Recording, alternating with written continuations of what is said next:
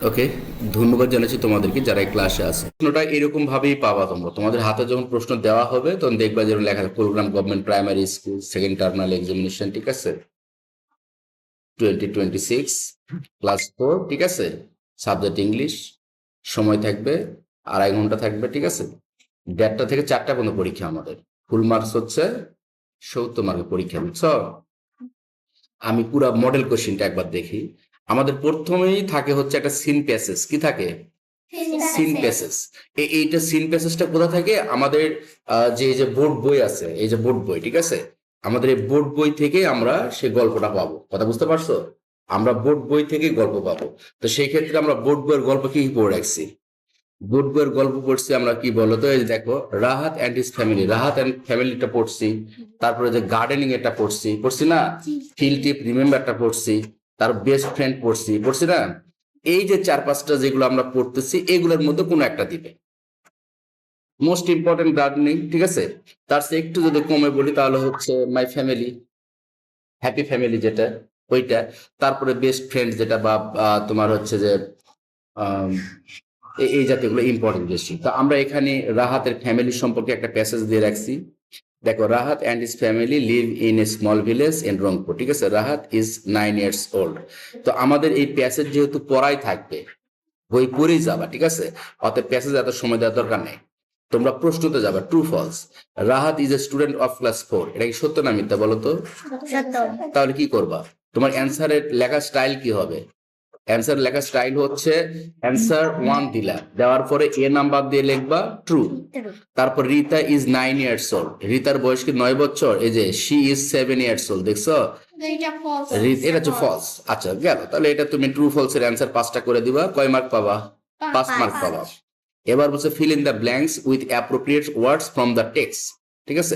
এই যে টেক্সট আছে, টেক্সট থেকেই তোমার হচ্ছে যে এই যে শূন্যস্থান পূরণ থাকবে। তুমি কি লিখবে, অ্যান্সার টু, অ্যান্সার টু লেখে নিচে দুটো টান দিয়ে এ নাম্বার দিয়ে যা হবে তাই লিখবা।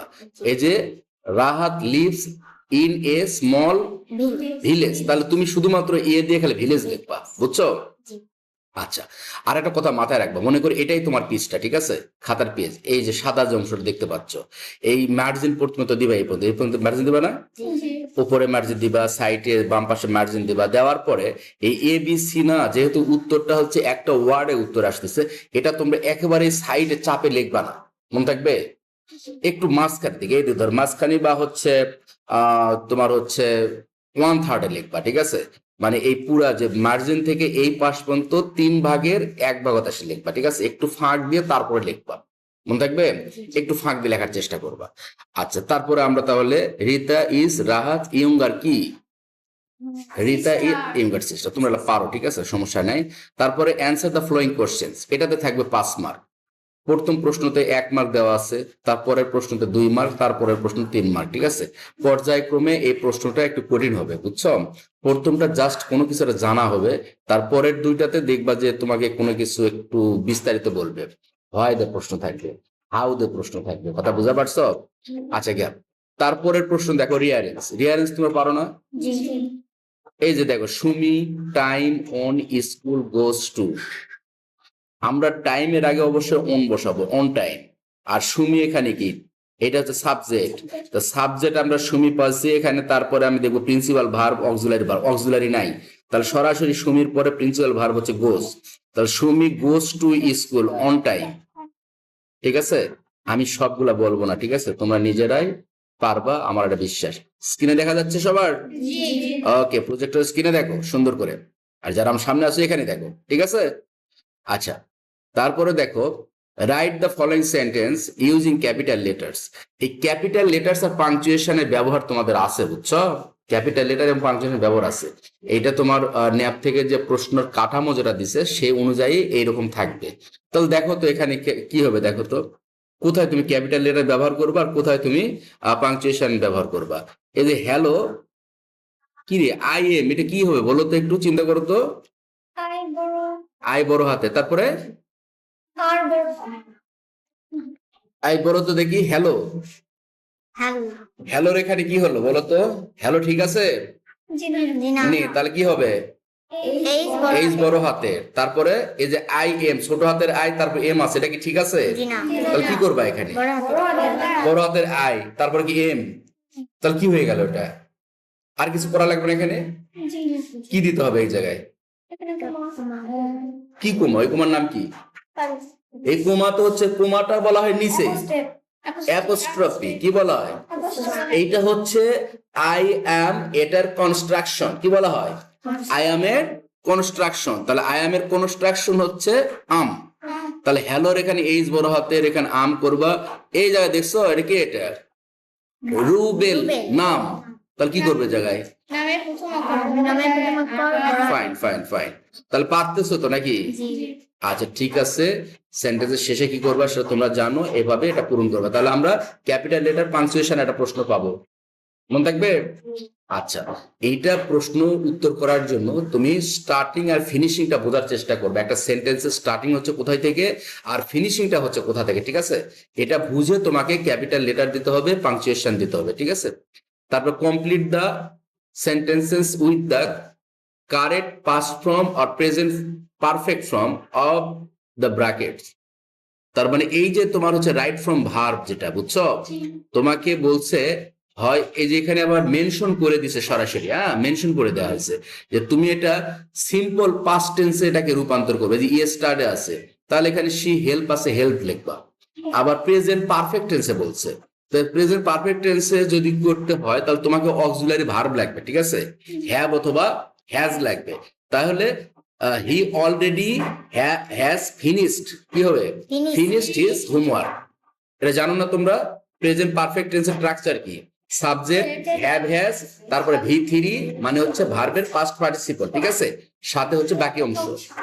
আর পাস্ট ইনডিফিনিট বা সিম্পল পাস্ট টেন্স যেটা, সেটা স্ট্রাকচার কি? সেটা স্ট্রাকচার হচ্ছে প্রথমে সাবজেক্ট, তারপরে হচ্ছে প্রিন্সিপাল ভার্বের ভি টু, ঠিক আছে?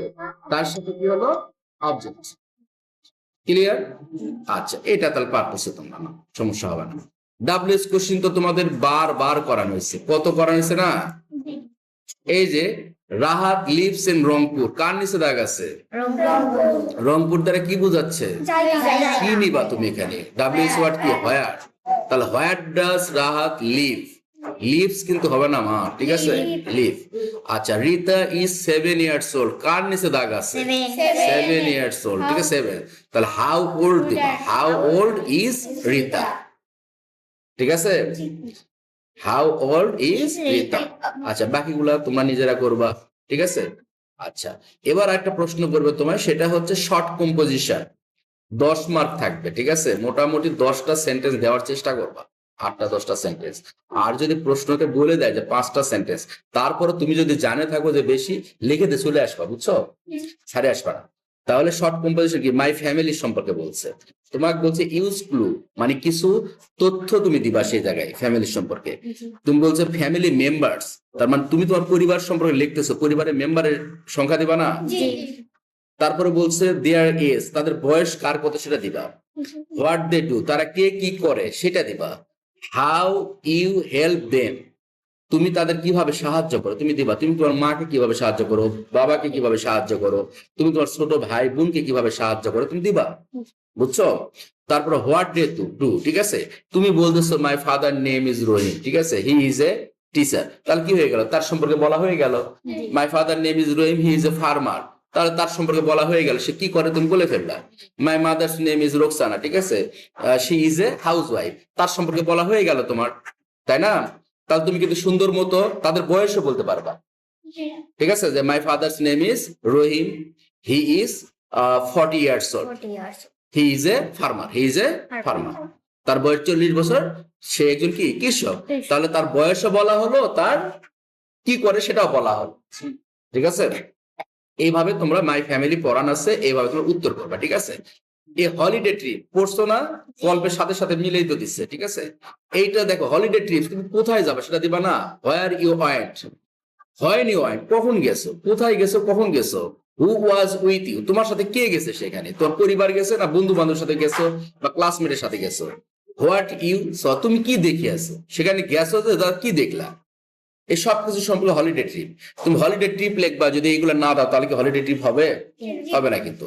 এবার রাইট এ পার্সোনাল লেটার, যেটাকে আমরা বলতেছি ইনফর্মাল লেটার। কি লেটার? ইনফর্মাল। আমরা লেটার পড়ছি না, তো সেই জিনিসটা বলছে। সাপোজ ধরো you have a beautiful vegetable garden in your house, তোমার বাসায় একটা সুন্দর একটা কি আছে, সবজির বাগান আছে, ভেজিটেবল গার্ডেন আছে। Now write a letter to your friend, এখন তুমি তোমার বন্ধুর কাছে একটা পত্র লিখবা, ঠিক আছে, describing how you spend your free time there, তুমি কিভাবে সেখানে তোমার মানে ফ্রি টাইমটা কাটাও, বুঝছো? তুমি যে সময়টা পাচ্ছো, লিজার টাইম পাচ্ছো, অবসর সময় পাচ্ছো, সেটা তুমি কিভাবে কাটাও সেই সম্পর্কে তুমি লিখবা না? তুমি তোমার বন্ধুর কাছে তোমার গার্ডেনিং সম্পর্কে লিখছো, তোমার গার্ডেনে কি করতেছো, তুমি লিখবা যে in my free time I take care my garden regularly. Okay, I waters the plants. Okay, সবগুলো যা যা করে সেগুলো দিয়ে দিবা, ঠিক আছে?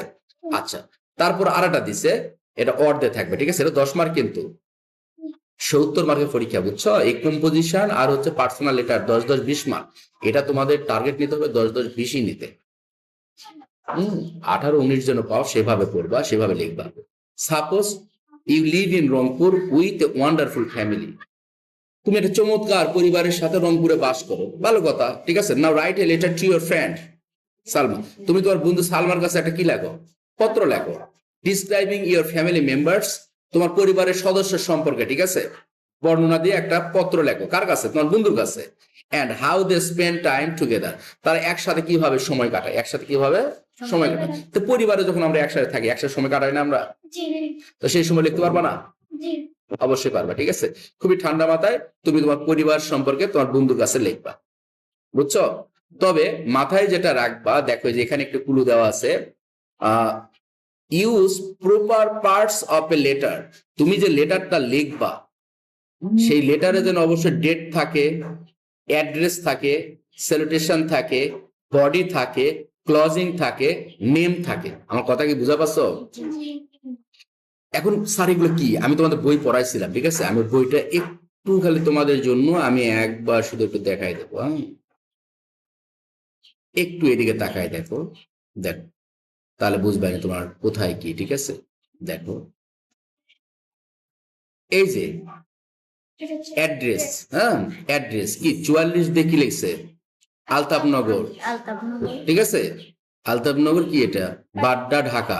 তো আমরা এটা দিব না, ঠিক আছে? আমরা কি দিব? আমরা ওখানে লিখবো কুলগ্রাম, বগুড়া, কুলগ্রাম, বগুড়া।